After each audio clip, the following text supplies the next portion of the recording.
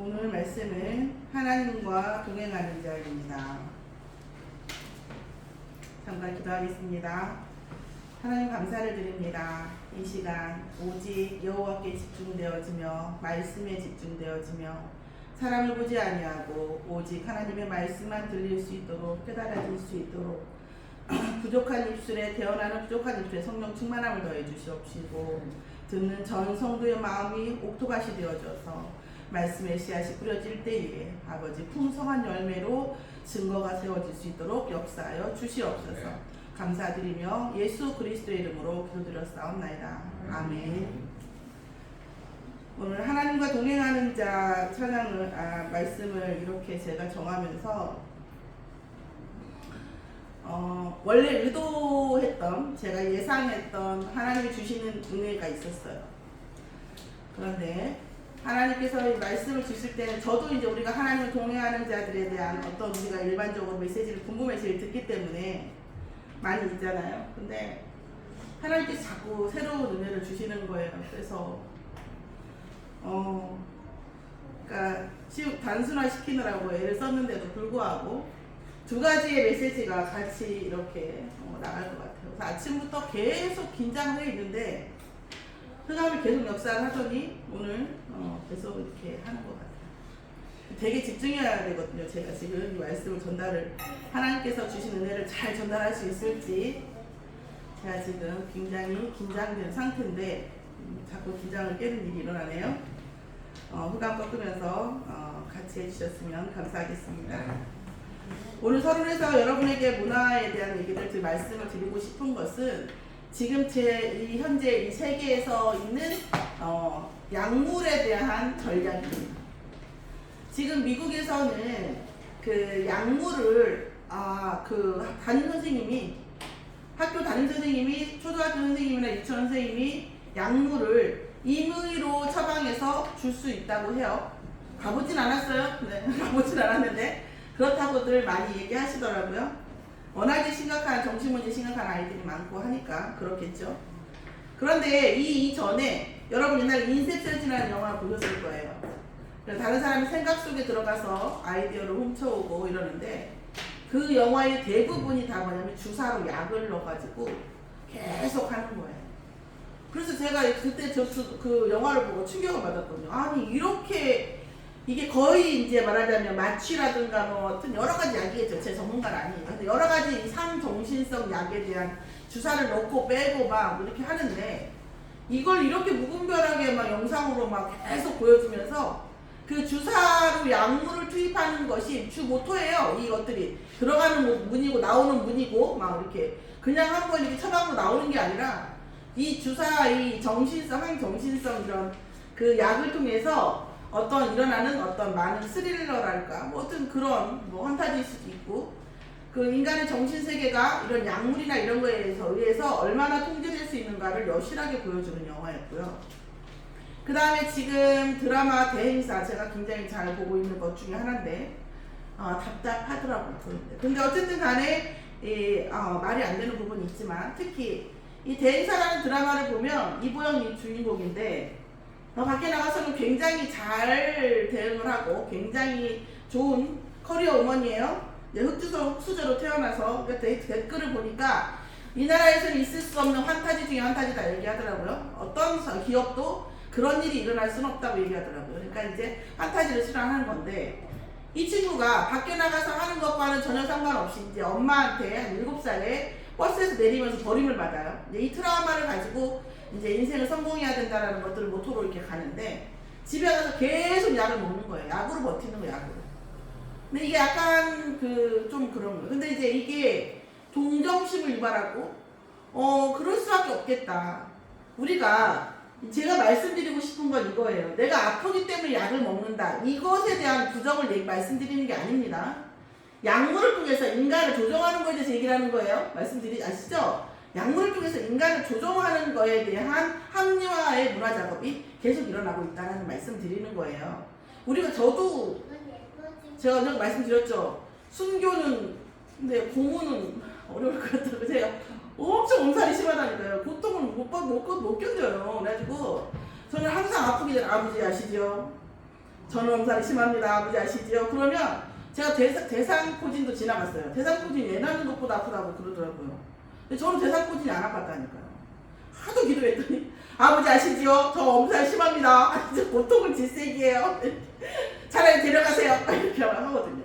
그때 그 대상포진이 그러니까 뭐랄까 우리가 이빨 같은 거 이렇게 치료할 때 혹은 어디 꼬맬 때 국소적으로 이렇게 마취 않으면 약간 이렇게 약간 딴살 같은 그런 느낌 있죠. 그러고 지나갔어요. 완전히 엄청 심했었거든요. 이게 막 저기는. 근데 실제적으로 고통은 뭐 그 정도로 하고 지나갔어요. 그래서 역시 아버지는 날 잘 아셔. 이렇게 했거든요. 그냥 저도 그러니까 어떻게 되겠어요? 진통제 이런 것들을 안 먹는 편은 아니에요. 뭐 자주 먹는 편은 아니지만. 제가 지금 이 약물에 대한 얘기를 다시 말씀드리면 이 약물을 통해서 사람을 조종하는 것에 대한 이 얘기를 하는 거예요. 사람을 기억이라든가 기억을 조종하고 또 어떤 의지를 조종하고 환상을 보여주고 막 이렇게 해가지고 컨트롤하는 거에 대해 얘기하는 거예요. 그 중에 하나 또 이번에 얼마 전에 뉴스가 그 유튜브를 보는데 이 약을 얘기하는 거예요. 이럴 때 약 먹어야 돼요. 저럴 때 약 먹어야 돼요. 이렇게 하면 약 먹으면 좋아져요. 뭐 이런 얘기를 아주 여실하게 하는 거예요. 유튜브 키즈에서. 젤리같이 생긴 약 있잖아요. 우리 약같이 생긴 젤리 있잖아요. 요걸 얘기하면서. 그러니까 이런 부분들이 사실은 이제 그러면서 점점 뭐 하겠어요. 이제 우리가 사실은 마약이라든가 대마초라든가 뭐 이런 많은 것들이 있잖아요. 뭐 프로포폴이나 여러 가지 있는데 이런 마약이나 이런 것들에 대한 항정신성 약들을 굉장히 뭐랄까 포용하는 그러니까 사람들이 그럴 수 있다라는 것들을 얘기해 보는 거예요. 또 어린애한테 그걸 약에 대해서 이렇게 막 무분별하고 얘기하는데 이게 되는구나 이런 생각이 들더라고요. 우리가 아이들에게 정말 우리 랩런트들한테 얘기할 때 이 마약이라든가 이런 부분들 그래서 정말 외국 가면 쿠키 누가 주는 쿠키 정말 모든 학교가 그렇진 않겠죠. 저도 다 가보지도 않았고 어떤 친구 같은 경우 정말 이 학교 유학을 가가지고 파티나 이런 데서 워낙에 이제 난하고 마약 이런 게 심하고 뭐 술 같은 데 이런 데 넣고 너무 심하니까 체육관 창구 가서 혼자 잔대잖아요. 체육관 도망가가지고 이렇게 할 정도로 외국 같은 경우 굉장히 심각합니다. 우리가 물론 이제 그런 거 먹으면 안 돼 이렇게도 중요하지만 흑암의 문제라 영적인 문제라 알고 지금부터 하나님 이런 영들이 들어오지 않게 지금부터 꺾어주는 그 작업이 필요해서 약물에 대한 우리 경각심 우리가 영적인 이런 부분들에 대한 경각심을 주기 위해서 제가 한번 말씀을 드렸습니다. 오늘 하나님과 동행하는 자에 대한 말씀을 드릴 때에 우리가 하나님 동행하는 자는 물론 하나님의 말씀을 듣고 우리가 어떤 문제가 있을 때 하나님 앞에 무릎 꿇고 하나님 앞에 응답받고 이런 것들에 대한 하나님과 동행이 있을 수 있겠죠. 제가 우리 한권사님하고 같이 어디를 동행을 하는데 내가 한권사님 옆에서 언제쯤 밥 줄까? 언제쯤 나한테 음료수 사줄까? 언제쯤 나한테 뭘 줄까 하고 같이 가는 것은 동행이지만 진정한 동행이 아니에요. 그러니까 우리가 지금 얘기하는 우리가 일반적으로 생각하는 그 동행은 나한테 언제 응답이 올까? 하나님 나 왜 이거 안 생각해 주시나? 왜 이거 안 돌봐주시나? 그것도 동행이죠. 동행인데 진정한 동행은 아니죠. 인생이 그렇게 단순하진 않잖아요. 솔직히. 그죠? 그런 진정한 동행은 아니라는 거예요. 오늘 하나님과 진짜 동행하는 것이 무엇인가에 대해서 우리가 저와 여러분이 진지하게 한번 묵상해 보는 시간을 가졌으면 좋겠습니다. 먼저 하나님과 동행하는 자는 하나님의 뜻을 아는 자. 하나님의 뜻을 아는 자가 그러니까 지금 창세기 5장 6장하고 히브리서 11장하고 이게 말씀이 약간 같이 가고 있거든요. 그래서 제가 히브리서 11장하고 같이 보겠습니다.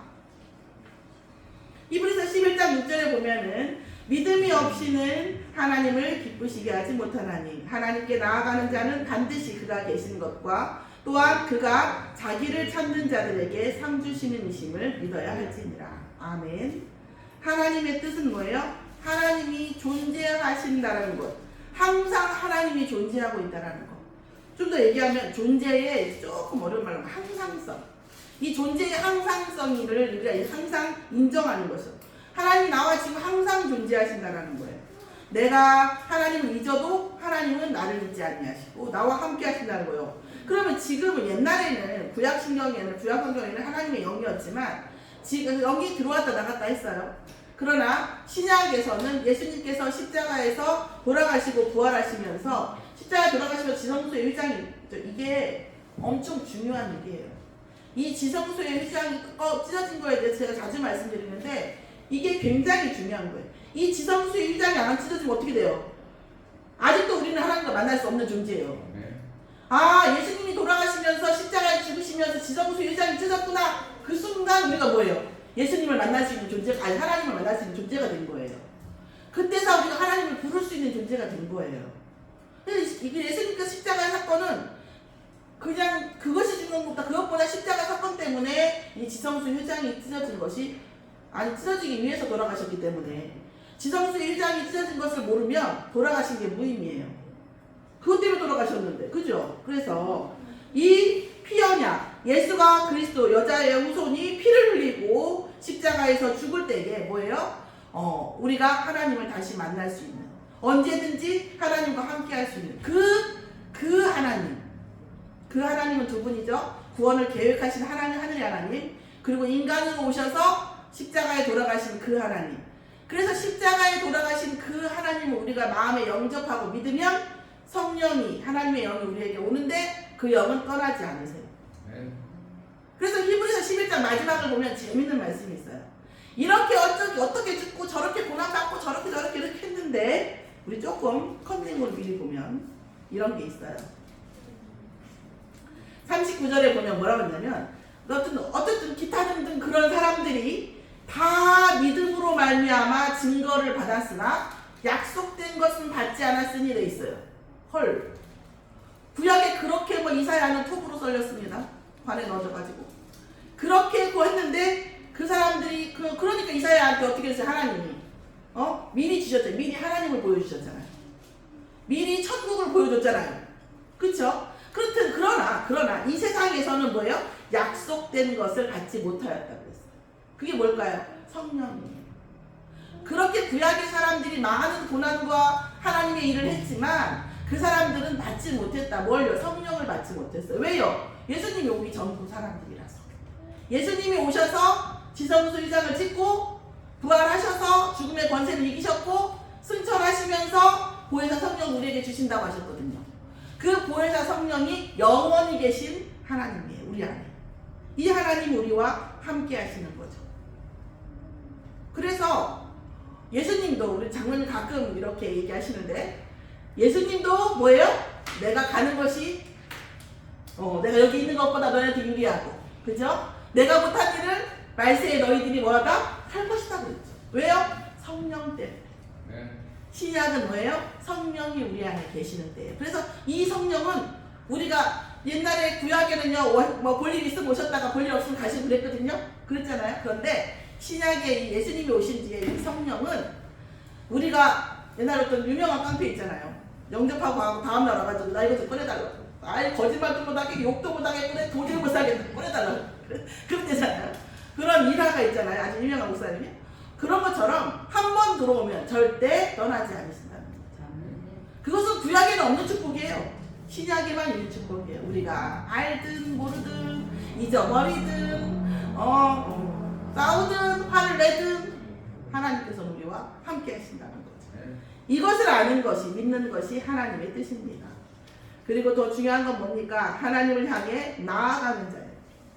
나아가는 자죠. 하나님을 향해 머물러 있는 게 아니라 나아가는 자예요. 하나님 내가 어디로 가야겠습니까? 하나님의 뜻을 향해 나아가는 자예요. 하나님의 뜻이 무엇인지 물어보고 나아가는 자죠. 그 자에게 뭐예요? 상 주시는 이에요. 구원으로 끝이 아니라 우리가 죽음 이후에 영생을 받을 때 우리의 레벨이 결정된다는 거죠. 상급이 결정된다는 말씀이에요. 그 말씀 속에 나와 있는 거. 전 제가 정말 좋아하는 말씀 중에 하나가는 마태복음 11장 12절의 말씀이에요. 천국은 침노하는 자일 것이라는 거예요. 처음에는 이해가 안 됐어요. 침노는 뭡니까? 침략이잖아요. 그럼 가만히 있어요. 천국을 어떻게 침략한다는 것인가? 아니면 싸움을 잘하는 사람이 천국을 간다는 것인가? 막 그랬단 말이에요. 하나님 은혜를 받게 되면 천국은 침노하는 자일 것이에요. 천국을 향해서 계속 질문하고 천국에 대해서 계속 관심을 가지고 천국을 어떻게 해야 되겠냐고 하나님께 계속 천국 가기를 소망하고 내가 천국에 대해서 갈 것에 대한 그 강권, 기도, 그리고 이 현장에서 뭐예요? 하나님 나라를 위해서 계속 뭐예요? 우리가 기도하고 우리가 헌신하는 거예요. 그게 천국을 침노하는 자인 것이에요. 내가 천국에 하나님 반드시 내가 상을 받고 하나님 앞에 반드시 가까이 나아가는 자가 되겠습니다. 나를 그렇게 써주십시오. 그러니까 이사야가 나를 보내줘서 그랬잖아. 나를 보내줘서. 이게 뭐예요? 천국을 침노하는 자의 것이에요. 네. 그러고 보니까 세상을 보니까 모든 게 침노하는 자의 것이더라고요. 장사를 아이고 손님이 오던지 말던지 이렇게 해가지고는 됩니까? 안 되나요? 어떻게 하면 불러드릴 것인가? 해야 될 거 아니에요. 그죠? 공부를 아이고 나를 한번 이런 애 있어요 진짜. 나를 한번 잘 가르쳐봐. 학대는 주고 싶어. 나를 한번 잘 가르쳐봐 이런 거죠. 그런데 선생님이 선생님 뭐라고 하는 거예요 지금. 그러니까 어떻다는 이렇게 뭐예요? 침노하는 마음으로 공부를 하는 아이들이 학업이 돼요. 뭐든지 침노하는 자의 것이더라고 보니까. 나 천국만 그런 줄 알았더니 침노하는 자의 것이에요. 천국은 침노하는 자의 것. 하나님의 뜻은 뭡니까? 계속 뭐 해라? 하나님 앞에 계속 나오고 내가 상 주실 것을 믿고 그리고 뭐예요? 천국을 침노하는 자의 삶을 살으라는 거예요. 자, 그 다음에 뭡니까? 그 다음에 보면 뭐라고 나있냐면 재앙이 있다는 거예요. 재앙이 있어요. 이 세상에요. 이 세상에 저는 오늘 아침에 또다시 은혜를 받았어요. 사실은 또다시라기 보긴 뭐하지만 제 느낌에는 읽어봤겠지. 그러나 제 느낌엔 마치 처음 본 것 같은 단어가 있었어요. 그게 뭐였냐면 오늘 아침 어제부터 그랬는데 히브리서 11장 13절에 보면 이 사람들은 다 믿음을 따라 죽었으며 약속을 받지 못하였으되 그것을 멀리서 보고 환영하며 그 땅에서는 뭐예요? 그 땅에서는 외국인과 나그네임을 증언하였으니 우리의 땅에서 지금 우리가 살아가고 있는 땅에서 뭐예요? 우리는 뭐다? 외국인과 나그네라는 거예요. 우리는 순례자예요. 우리는 이 땅에 정착할 사람들이 아니에요. 이 땅을 뭐예요? 지나가는 사람들이에요. 근데 이 땅을 지나간다고 해서 뭐 그지같이 꼭 지나갈 필요는 없어요. 그죠? 굳이 우리가 지나가는 줄 알지라도 막 굉장히 그지 상그지 이렇게 할 필요는 없어요. 그러나 여기는 우리가 어떤 데라고요? 지나가는 곳이에요. 이 땅. 이 땅을 지나가는 곳이죠. 물론 멋지고 폼나게 갈 수 있죠. 가죠. 그러나 그러려고 막 부차하게 살 필요는 없다는 얘기죠. 우리는 뭐예요? 훨씬 더 하나님께서 뭐예요? 한성을 예비하셨다고 하셨잖아요. 훨씬 더 하나님께서 영화롭고 보배로운 자리를 예비하셨고 영생을 예비하셨어요. 이 땅은 뭐하다? 지나가는 곳이에요. 너무 이 땅에서 있는 것 같고 막 우리가 울고 웃고 할 필요는 없어요. 참고만 하면 돼요. 참고도 안 하면 이제 또라이 되는 거고 그러면 안 되고 참고를 하되 진지하게 참고하되 너무 이 땅에 갖고 지금의 것 가지고 너무 그렇게 우리가 할 필요는 없다. 자, 그런 다음 뭐라고 했습니까? 지금 이 말씀 드리면서 알았어요. 에녹이 무엇을 가지고 하나님께서 에녹과 동행했다고 얘기하냐. 자, 노아의 방주의 언약이 언제부터 시작됐냐면 에녹의 300년간의 제가 지금 듀얼 모드로 얘기를 하는데 300년간의 동행 속에 노아의 방주의 언약의 시작이 있었어요. 이미 그러니까 왜 하나님께서 에녹과 하셨냐? 에녹과 300년 동안 동행하시면서 이 땅을 다 쓸어버릴 것과 노아에게 방주를 짓게 할 것을 이 뭐예요? 에녹에게 언약을 전달하신 거예요. 이 세상을 쓸어버릴 것과 구원하실 것을 전달하신 거예요. 이해가 안 되지 않으세요? 노아만 생각해 보세요. 바다 옆에 배를 짓는 것도 아니고 저 뭐 아리아사 산인가 뭐 그렇다거나 중앙아시아의 큰 높은 산 위에 어마어마하게 큰 배를 지어서 비도 한 방울도 안 오는데 그죠? 산 꼭대기에 배를 짓는데 120년간을 지었어요. 돈은 얼마나 많이 들어갔을 거예요? 그죠? 그러면 노아 한 사람의 언약과 노아 한 사람의 믿음으로 그게 가능했을까요? 그렇지 않다는 거예요. 300년 동안 하나님과 에녹과 함께하면서 하나님께서 모든 메시지, 언약을 에녹에게 전달했고 모든 그 언약을 에녹은 다 뭐예요? 하나님의 뜻과 함께했기 때문에 어느 날 하나님의 뜻과 완전히 함께하니까 죽을 필요가 없이 올라간 거예요. 자, 그러고 나서 뭐 했냐면 300년 동안 그러고 나서 뭐예요? 무드셀라를 낳았어요. 65세가 나가지고 하여튼 무드셀라를 낳았어요. 자, 무드셀라가 지금 전 세계에서 가장 오래 산 사람이에요. 그 무드셀라의 나이를 잘 생각해 보시면 무드셀라가 그 에녹이 라멕을 낳았죠. 네, 맞죠? 라멕을 낳았어요. 무드셀라가 라멕을 187세에 낳고 그 다음에 780년을 지내면서 자녀를 낳았는데 라멕이 중요해요. 라멕이 노아의 아버지니까. 그리고 라멕은 180세에 아들을 낳았어요. 자, 그러면 180세에 낳았고 다시 라멕은 180세니까 360년이 지났죠. 노아가 태어날 때까지.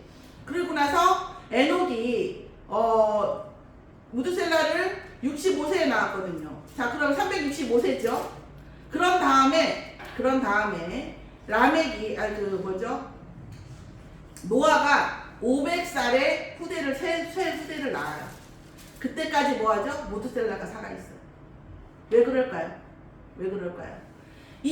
지금 하나님이 이 세상을 재앙을 내보내고 그 다음에 방주를 해오고 그 다음에 어떻게 이 세상을 가게 할 때까지 이 무드셀라가 에녹에게 뭐하죠? 언약을 전달받은 거예요. 이 언약을 전달받은 무드셀라가 라멕을 지나 노아와 노아의 후손에게까지 언약을 전달할 때까지 무드셀라가 산 거예요. 그러니까 무드셀라가 가장 오래 산 이유가 뭐죠? 노아의 방주 때문에 제일 오래 산 거예요. 그냥 어쩌다 우연히 오래 산 게 아니고 하나님의 이 재앙과 구원에 대한 언약이 격대로 전달되게 하기 위해서 무드셀라. 그리고 나서 전달이 다 끝나고 무드셀라가 죽은 거예요. 무드셀라의 죽음은요 논문이 많아요. 무드셀라가 왜 이렇게까지 살 수밖에 없었는가? 자, 우리의 수명과 우리의 삶을 예측해 볼 수 있겠죠? 하나님의 언약이 있고 하나님의 언약을 성취할 하나님의 계획이 많이 남아있으면 원하든 원하지 않든 오래 살 수밖에 없겠네요. 근데 그 언약이 금방 이루어질 것이 아니고 길게 이루어질 절대 언약이라면 아이고 어쩔 수 없이 오래 살아야 되겠네요. 그쵸? 그런 거죠. 그게 성경 안에 언약 중심의 이 성경의 말씀의 흐름입니다. 그래서 뭐예요? 격대로 전달이 됐어요. 뭐가요? 재앙이요. 여러분, 이 세상이 아까 말씀드렸죠. 외국인이나 나그네처럼 우리가 지나가는 이 세상이에요. 왜 그럴까요? 이 세상은 반드시 재앙이 오고 마지막이 옵니다. 마지막이 와요. 이 세상은요, 어차피 하나님께서 다 멸하신다고 했어요. 그 세상을 우리가 지나가고 있는 겁니다. 그래서 우리가 오늘 지금 그때 당시에 그 노아의 그 방주 하기 전에 에녹과 이 시절에 얼마나 용사들이 많고 그때 당시 그 고대 사회가 어마어마한 발전된 고대 사회예요. 그때 당시에 와가지고 뭐 그걸 다 쓸어버리고 할 거라고 상상도 할 수 없었을 거예요. 근데 지금도 마찬가지예요. 여러분, 우리가 이 세상이 절대적이지 않아요.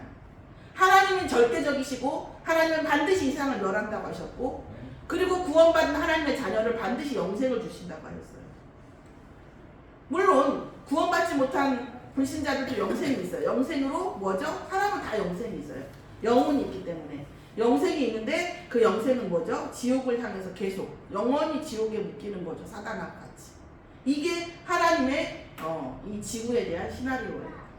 이 처음과 끝, 하나님의 뜻을 완전히 알고 수긍하고 같이 그 흐름의 시간표를 같이 하는 자, 그 사람이 누구예요? 하나님과 동행한 자고 그 사람이 누구의 대표적으로 에녹이라는 사람이에요. 그러니까 에녹은 몇백 년 후에 거의 1000년 가까이 후에 올 재앙과 구원을 이미 알고 있었고 그리고 그 하나님의 뜻에 받아들이고 같이 함께하고 그것을 후대에게 전달하는 자가 되었다는 거예요.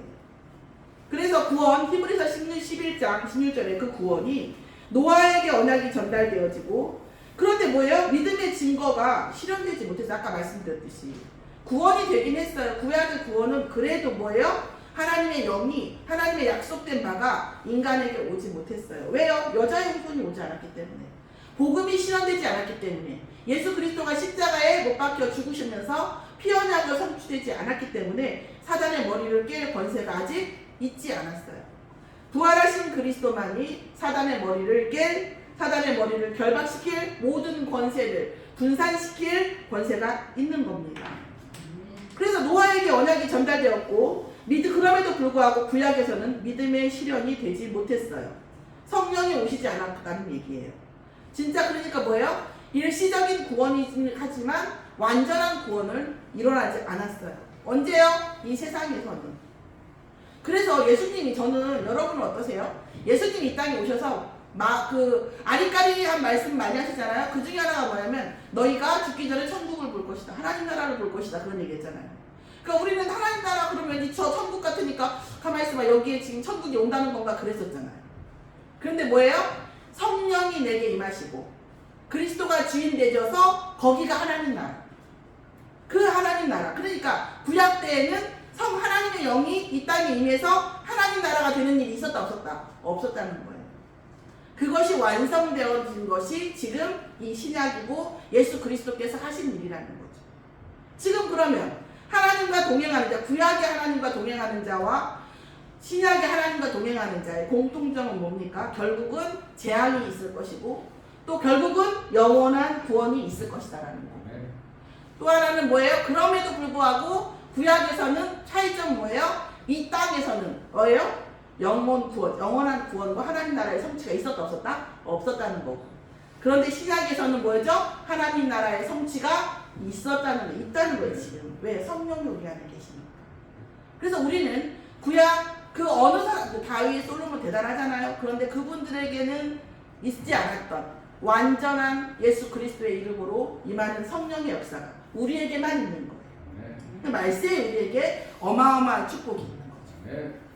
그래서 예수 그리스도로 말미암은 온전한 구원은 신약에서만 가능했던 거예요. 우리는 그것을 가진 자예요. 그러니까 우리는 이것을 누리기만 해도, 그러니까 예수 그리스도로 말미암은 온전한 구원을 누리면서 이 땅은 재앙이고 우리는 순례자구나. 우리는 구원받은 하나님의 완벽한 계획 속에 있는 사람들이구나. 이걸 누리면 뭐예요? 하나님과 동행하는 자인 거죠. 전제는 뭐다? 이 땅은 뭐다? 우리는 순례자다. 우리는 외국인이고 우리는 나그네다. 이 땅은 뭐다? 장망성이다. 그래서 그지같이 살 필요는 없지만 집착할 필요는 없다. 이 부분인 거죠. 우리의 소망은 어디에 있다? 하나님 나라의 영원한 상급에 소망이 있는 겁니다. 왜요? 우리는 완전한 구원을 받은 자입니다. 우리는 예수 그리스도로 말미암아 완전한 구원을 받은 자. 약간 차별의식 느껴도 됩니다. 약간 성경에는 신약 성경에 많이 나와 있어요. 구약에 그 어떤 사람도 우리 같은 사람은 없었다. 이렇게 말씀이 많이 나와요. 구약에 그 어떤 모세로 먹은 어떤 사람도 우리와 같은 축복을 받지 못했다. 그죠? 이것을 누리는 저와 여러분이 되기를 예수 이름을 축원합니다. 그럼에도 불구하고 결론적으로 하나님 앞에 서는 것에 우리가 버텨져요. 하나님 앞에 서는 것이, 하나님 나라의 일을 하는 것이, 하나님 나라의 중심으로 사는 것이 사실 좀 버텨져요. 저도 버텼어요. 3년 반 버티다가 깨뜨렸죠. 버텼어요. 버텨지더라고요. 하나님 살아 계신 것 같아요. 저는 그때는 언제였냐면 그 믿음의 사람들을 보니 그때 당시에 이제 그 교회 집사님이랑 뭐 기존 교회 사람들 많이 좀 알거든요. 근데 이 다락방 사람들 보니까 집사도 제가 오죽하면 제 친구한테 그랬다니까요. 우리 교회 집사님이 니네 교회 목사님보다 나은 것 같아. 내가 볼 때는 그랬어요. 교회로 왜 간다고 물어보길래. 근데 기존 교회 목사님들보다 우리 교회 집사님이 나을 걸 내가 그랬어요.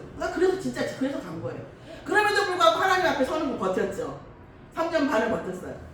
그러니까 완전히 바닥으로 내려보내시더라고요. 그런데 자, 하나님 앞에 서는 것에 우리가 버텨진다면 우리는 우리 자신을 진단해봐야 합니다. 그런 부분이 있다면 얼마큼 버텨지는지 나도 모르죠. 하나님만 아시지. 그러나 버텨지는 부분이 있다면 우리는 두 가지 중에 하나예요. 뭐예요? 그 부분에 의해서 혹은 전적으로 우리가 하나님의 편이 아니거나, 두 번째 뭐예요? 하나님 편을 보려고 나 하나님 편 하고 싶어. 근데 이게 안 돼 잘. 이거나, 그죠? 진단을 해볼 필요가 있어요. 그 어느 쪽이라 하더라도 우리는 뭐예요? 이렇게 하나님 앞에 서는 것, 하나님의 편으로 가는 것조차도 뭐예요? 우리는 사실은 예수 그리스도를 통해서만 가능해요. 왜요? 거기를 어느 골목에 막혀있든 이 막고 있는 자는 뭐예요? 사단이기 때문에. 이 사단은 뭐죠? 예수 그리스도 이름 앞에서만 무너지기 때문에 우리가 하나님의 편이 서고 싶은데 내가 그게 잘 안 되거든, 혹은 내가 하나님의 편이 서고 싶지 않든, 그것이 어떤 것이든 간에 뭐예요? 예수 그리스도의 이름으로 기도할 일이에요. 다만 정확하게 진단을 할 필요는 있겠죠. 오늘 그 진단은 상대가 해주는 건 아닙니다. 자기가 자기의 진단만 하는 거예요. 상대는 복음적으로, 나는 율법적으로. 저는 그렇게 보는 게 맞다고 생각합니다. 예수님께서 분명히 율법을 하나도 폐하지 않는다고 했어요. 그런데 상대는 율법으로 보지 말라고 했어요. 그죠? 왜 그랬을까요? 나 자신을 율법으로 보라고. 그리고 상대는 복음으로 보라고. 저는 마지막으로 한 말씀만 드리면, 저는 여러분이 하기 힘든 독설가예요. 제가 독설을 엄청 잘해요. 왜냐면 말씀드렸잖아요. 워낙 분노가 많고, 원래 그 말의 힘 이런 거는 형제들이, 저희 남동생들이 저보다 3배는 말 잘하고요. 저희 아들도 만만치 않고요. 저보다 못하는 사람은 없어요, 우리 집안에, 제 주위에. 근데 그리고 분노도 많고, 그러다 보니까 지금은 그때 어느 지랄이가 욕할 필요도 없어요. 쌍시옷 하나도 안 들어가도요, 얼마든지 말로 제압을 했어요. 그런데 복음 안에 있으니까 부끄럽더라고요. 제가 가끔 말씀드리지만, 내가 장사를 하는 사람이라 치더라도, 내가 어떤 말을 해서, 내가 말한 만큼 이익이 남지 않으면, 그런 말을 할 필요가 없는 거잖아요, 사실. 내가 장사를 하는 사람이어도. 마진이 남는 일을 해야지, 그죠? 근데 내가 상대를 치는 말을 해서 남는 게 뭐가 있겠냐. 그 순간 남을 것 같지, 뭐가 속이 시원할 것 같지. 시원합니까? 아니에요. 내가 진짜 이 하나님의 편이라는 것, 내가 하나님의 사람이라는 것이 우리에게 증거되어지는 것 중에 하나가 살리는 편에 있어야 됩니다. 그 증거, 살리는 말. 진짜 유주하고 있다 보면 정말 뚜껑 열 때 한두 번이 아니에요. 네, 한다고 했다 안 한다고 했다가 돌아섰다 갔다 여자애들 키우는 게 보통 일이 아니더라고요. 아들 둘 키우다가 여자애 키우라니까 이게 장난 아니에요. 근데 또 아무도 없잖아요. 이렇게 부부가 있으면 다른 한 사람 눈치 보느라고 막 세게 못하잖아요. 저는 혼자잖아요. 확 올라올 때가 있어요. 그래서 제가 이렇게 주여 이렇게 합니다. 가끔 할머니 왜 주여 해? 벌써 그것도 아닌 거예요. 제가 왜 주여 해? 제가 얼마 전에 핸드폰을 어저께 놓고 갔어요. 교회에다 놓고 갔더라고요. 집에 가가지고 주여 하고 있으니까 유지가 뭐라는지 아세요? 할머니 왜 주여 해? 그래서 내가 아무 말도 안 했어요. 할머니 핸드폰 안 갖고 와서 주여 해? 왜 그렇겠어요? 유지가 저를 볼 때, 저는 그렇습니다. 본능적으로 아이들 생존 능력이 있어요. 자기를 살리는 말을 하는지, 할머니가 아닌 말을 하는지, 그걸 뭐 하는 거죠? 분별하고 있다는 거죠. 우리가 세상에 큰 거 대단한 거 할 필요 없을 것 같아요. 우리가 정말 어느 순간에도 살리는 말 말고는 할 필요가 없어요. 왜요? 이게 이문이 안 남아요. 손해보는 장사예요. 딱 봐서 이익이 안 남겠다 싶으면 안 하는 게 낫지. 아니 손해볼 장사는 안 하는 게 낫지 않습니까? 접는 게 낫고. 오늘 저와 여러분이 진짜 이 세상을 보는 눈, 그리고 미래를 보는 눈, 우리 후대를 보는 눈. 제가 후대 이거 지금 그 챗 GPT 때문에 할 얘기가 많지만 어쨌든 후대를 보는 눈, 또 정말 영원을 보는 눈, 그리고 지금 현재 나와 같이 있는 이 사람을 보는 눈, 이런 것들이 하나님 나라의 사람으로, 또 하나님 나라의 능력과 은혜를 받은 사람으로서 우리가 임할 수 있는 은혜가 임하기를. 그래서 이것도 사실은 제가 말씀드리는 것은 그래라 말하라 아니고 그런 은혜를 저와 여러분이 받자는 말이에요. 우리가 은혜 주셔야 하지 솔직히, 그죠? 노력이 됩니까? 몇십 년을 살았는데 노력이 안 돼요. 하나님께 우리 다 같이 정말 세상을 살리는 그런 은혜를 주시라고 같이 기도했으면 좋겠습니다. 마치겠습니다. 기도하겠습니다. 하나님 감사합니다.